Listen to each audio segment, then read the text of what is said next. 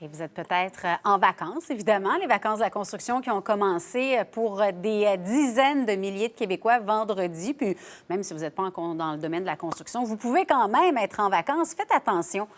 Des fois, on est peut-être tenté lorsqu'on bouge, on va dans des restaurants, dans des zones où il y a un Wi-Fi gratuit qui nous est proposé, de l'utiliser. Par contre, il semble qu'il y a des petits bémols là-dessus. On va justement faire le point sur tout ça avec Steve Waterhouse, expert en cybersécurité. Bonjour. Bonjour, Lisa-Marie. De quoi est-ce qu'on doit se méfier exactement? C'est que, encore une fois, tout ce qui est gratuit, c'est quand c'est trop beau pour être vrai, c'est qu'il y a quelque chose probablement en arrière. Souvent, ça va être des services qui vont être offerts à des fins de monitoring pour ramasser des métadonnées et donc revendre ça à des fins de marketing. Mais une chose, il faut faire attention, surtout avec ce qui vient de se passer avec l'affaire Desjardins. Bien, les gens, à ce moment-là, soyez aux aguets. Bien, évidemment, il va y avoir plus de tentatives d'arnaquage par hameçonnage, soit par courrier électronique, message texto. Et après coup, c'est pas impossible que sur votre chemin, vous rencontriez des faux sites de Desjardins qui vont tenter, encore une fois, une deuxième fois, de vous arnaquer et que vous commettiez des informations pour qu'ils puissent, à ce moment-là, eux, les malfaisants, aller chercher vos informations et surtout votre argent à la barre. Là, c'est en perdre son latin parce que il y en a beaucoup de... Comment on fait pour voir ceux qui sont fiables et ceux qui ne le sont pas? Bien, déjà là, utiliser son plan cellulaire, c'est plus fiable que votre aller sur n'importe quel plan Wi-Fi gratuit. Cependant, utilisant une application de VPN, Virtual Private Network, donc réseau privé virtuel, c'est une petite application qui est peu coûteuse. Prenez pas, s'il vous plaît, les versions gratuites, parce qu'encore, qu'est-ce qui est gratuit, c'est vous êtes exploité. Puis c'est à ce moment-là intégrable à la tablette, au PC et au téléphone intelligent qui permet de crypter, chiffrer l'information du téléphone jusqu'au point de destination de cette compagnie-là qui me rend le tout mauditement plus sécuritaire. Oh là là. Et là, quand on part en vacances, si on décide de quitter le pays, de s'en aller pour un certain temps, j'imagine qu'il y a certains petits gestes aussi qu'on peut poser pour se protéger. Bien, de la même façon qu'on vient de le décrire pour l'utilisation avec les Wi-Fi gratuits, je veux dire, si on prend un téléphone avec beaucoup d'informations que l'on prend pour faire notre travail aussi alentour et que cette information-là, on la juge sensible, bien, prenez une minute et achetez-vous un deuxième téléphone à 100 quand vous pouvez jeter si jamais il arrive quelque chose.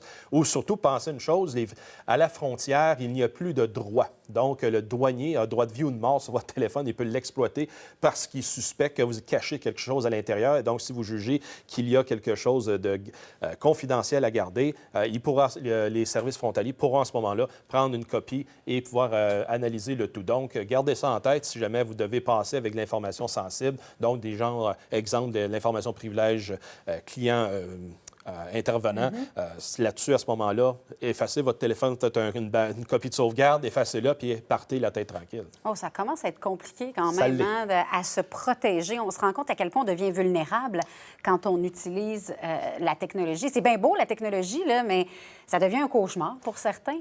Oui, parce qu'il y a une courbe d'apprentissage à travers tout ça. Je veux dire, on n'a pas de cours, en plus. Exactement. C'est là que j'arrive en place pour être capable d'en faire davantage cette éducation-là, parce que, oui, on prend pour acquis que la technologie, c'est beau et qu'elle est partout omniprésente, mais oui, il y a des conséquences, généralement, si on ne porte pas attention à qu'est-ce qu'on ne veut pas, parce qu'on dit c'est privé, c'est à moi, ça m'appartient, mais il y a des choses qu'aujourd'hui, on découvre que lorsque le pire arrive, donc quelqu'un y a accès, qu'il n'y a pas d'affaire à y avoir accès, oups, là, on se sent violé dans notre protection de la vie privée un petit peu. Là. Donc, vaut mieux être trop prudent que pas assez. On en a eu quelques exemples. D'ailleurs, comment tu trouves que ça va en ce moment, le dossier Desjardins? Le dossier Desjardins évolue. Les gens ont reçu, il y en a qui admettaient en fin de semaine qui ont reçu leur lettre, donc dans les derniers. Encore une fois, je trouve que ça a été mal planifié pour être capable d'être envoyé.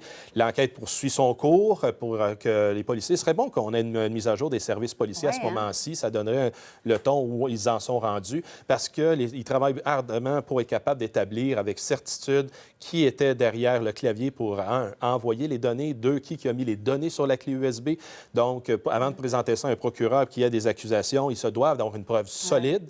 Et faire une preuve solide en informatique, c'est très difficile parce qu'un simple bit peut faire virer la preuve contre la poursuite puis se retrouver avec rien. Donc, c'est pour ça que ça prend du temps.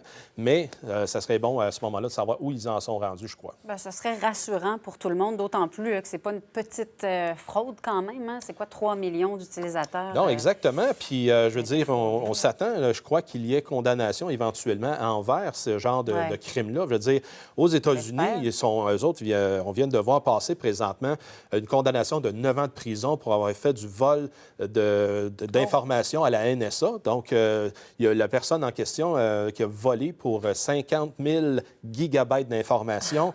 Lui, il stockait ça chez eux, puis ça se peut que ça ait débordé sur Internet à un moment donné.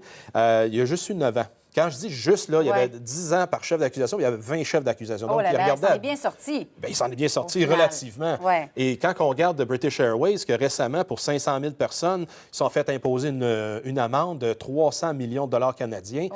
Fait que là, on regarde ça avec 2,9 millions de personnes au Québec, Canada. Ça risque d'être bien, si encore là, l'enquête est bien faite et c'est traduit en cours, on devrait avoir une bonne poursuite. Cependant, au Canada, historiquement, il n'y a pas de condamnation avec une grosse impact. C'est ça qui fait que les gens ne croient plus trop au système judiciaire parce qu'il n'y a pas de conséquences. Mais je pense que la pression aussi se fait de plus en plus forte. En tout cas, c'est un dossier, évidemment, qu'on a à l'œil. Merci beaucoup, Steve Waterhouse, d'avoir été avec nous ce matin, encore une fois. Bonne journée.